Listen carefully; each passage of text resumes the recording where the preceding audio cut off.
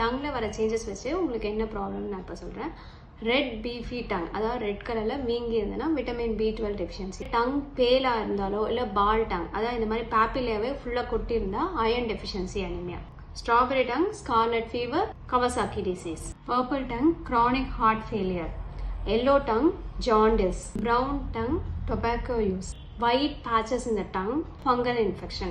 Ulcers in the tongue can be aphthous ulcer. Chronic non-healing ulcers can be cancer.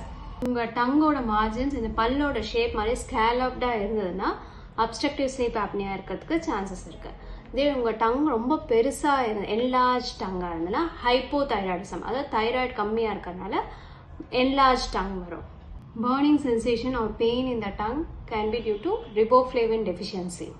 Black hairy tongue, prolonged antibiotic use. Tender tongue, அதாவது touch பண்ணும் போதே பெயின்ஃபுல்லாக இருக்கிறதும் ஸ்மூத்தாக tongue இருந்ததுன்னா it can be due to folate deficiency. Cobblestone appearance in the tongue can be due to Crohn's disease.